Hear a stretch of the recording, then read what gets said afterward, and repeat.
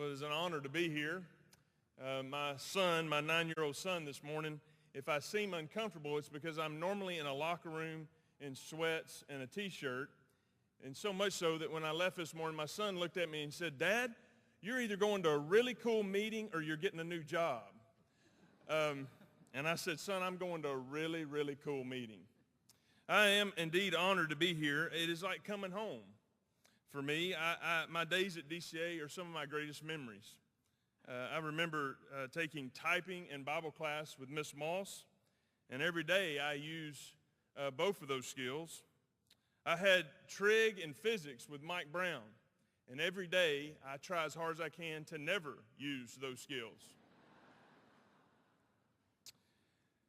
But it's not about what we learned or what I learned in the classroom as much as in those years at this school, the community and family that it was for me, and the crucial influence that some of the faculty, particularly the ones on the front row, had in my own life. And so I am indeed honored and humbled to be here. I do have to tell this story quickly. Sometimes when I go to bed and I'm going to be speaking the next morning, I'm thinking about what I'm going to share.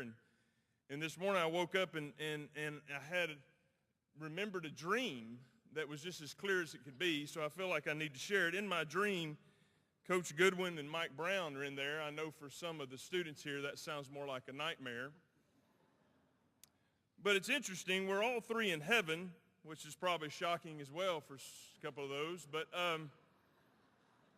But we're there, and I have a chain on my wrist, and it's a foot-long chain. On the other end of the chain, there's no real nice way to put this, is the ugliest woman I've ever seen in my life. Her teeth were even, the odd ones were gone. My mom used to say, "But Lance, she's so pretty on the inside." And I would say, "Well, she should have been born inside out." So I go to the Lord, and I said, "Well, Lord, how is it I'm chained to this ugly woman?" And God said, "Well, the good news is you've made it to heaven. The bad news is because of some of the things you did, you're going to be chained to this woman." I saw Mike Brown, and of course, he was chained to an ugly woman too. But the story takes a twist when I see Coach Goodwin. He is chained to Cameron Diaz. And of course, he thinks heaven's a pretty good deal. And I go to God and I said, "Now God, I need you to help me here. I'm chained to this ugly woman, things I've done wrong." And Coach Goodwin's a great guy, but how is it he's chained to Cameron Diaz? And God said, "Well, Cameron Diaz has to pay for her sins too."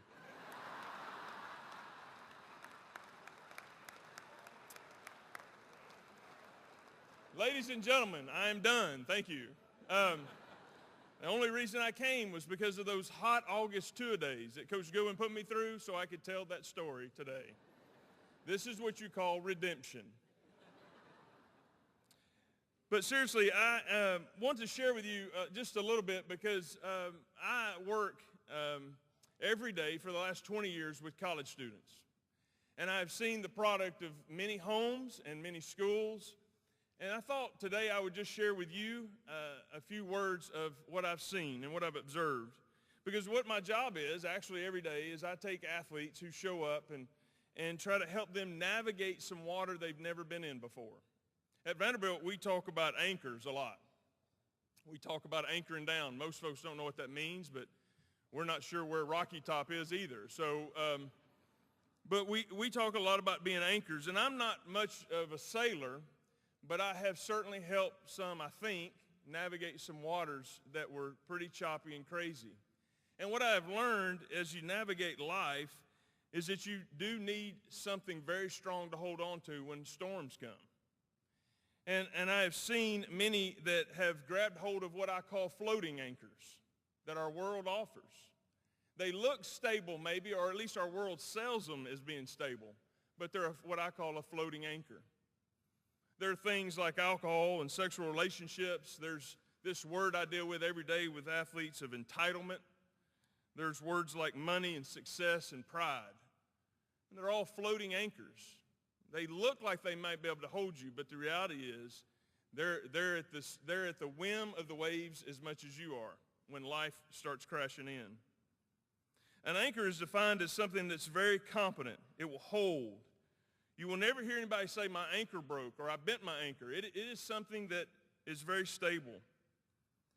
It is competent. It means that it is well qualified and fit. Today is about recognizing that you are competent, that you are well qualified for the next stage of your life. And as we look at that, it is a day that we validate you. Your faculty and administration say, well done, and they launch you from here. In Hebrews chapter 6, starting in verse 18, it says this, in speaking of Christ, it says, we have turned to him, we who have turned to him can have great comfort knowing that he will do what he has promised. This hope is a safe anchor for our souls. It will never move. This hope goes into the holy place of all behind the curtain of heaven. Jesus has already gone there, and he's become our religious leader forever and has made the way for man to go to God. Jesus is referred to as that anchor. And what I encourage my college athletes in is the fact that when things start getting crazy, those floating anchors will not hold you, but there is one that will. He does not float. He is rock solid, and it is Christ. The things I've noticed about that anchor is this, is that there's a commitment to excellence. When you grab hold of the anchor of Christ, you understand the difference between success and excellence. Allow me to read this. Success bases our worth on the comparison with others, but excellence gauges our values by measuring us against our own potential. Success grants its rewards to the few, but is a dream of multitudes. Excellence is available to all living beings, but is accepted by just a few. Christopher Barkington. I think that to be a true anchor, we have to pursue that type of excellence. Successes will come and go, but everyone can pursue to be the best they can be. I think the other thing is that we don't settle for average. The word mediocre literally means halfway up a stony mountain. To be average or to be mediocre, the story goes that in the Alps, they had guides that would take a dozen or so folks up to the mountaintop. Halfway up the mountain, there is a resting point, a small cabin. You will eat lunch, you will refresh yourself, and continue the hike. The guides will tell you that something happens at that resting point. With 12 people on the hike, inevitably, 6 to as many as 8 decide to stay at the cabin. The hike has been hard enough, and they don't want to go any further. The food is good, and the celebration of where they've gotten to is good enough, and they don't want to go any further. And so they continue the celebration as the others embark on the rest of the journey up the mountain. But what the guys will also tell you is there's one stays back at the cabin with those that decided not to continue. The celebration and the time of fun soon becomes more like a funeral, because the reality sets in for those who stayed behind that they will never come this way again, and they will never have an opportunity to see the top and see the view. Mediocre literally means that we've chosen to go halfway up a mountain. I have to assume by what I see here and what I've heard, there is no pursuit of mediocrity here. That this is a time of celebration, but there's still a journey ahead of you. There's still more to climb, and it will be hard. There are parents in the room that can attest to that the journey is not easy. But may I say that the view is incredible for those who climb. And so I encourage you to do that. I encourage you to continue to pursue all of your dreams. The anchor that we think about in Hebrews 6, Jesus, that safe harbor. The imagery I get there and I'll leave you with is this. In the old days, when they brought ships into a tight cove, the dilemma would be that the passage was so tight that waves and currents and different things could take those boats with the big sails and crash them against the banks. The young sailmen and the young captains would try to navigate that in an arrogant, cocky way.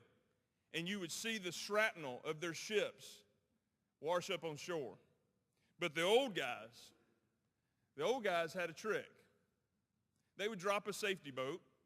They would place the anchor of the ship in the boat, and they would row it out into the middle of the cove through the passage. They would drop their sails, grab hold of the rope, and just simply pull the ship through, holding on to the anchor. May I propose to you, as you embark on the next journey, whatever it may be for you, that you make sure as you head into narrow passages of life that you drop the anchor of Christ and you just pull towards him. He will help you navigate.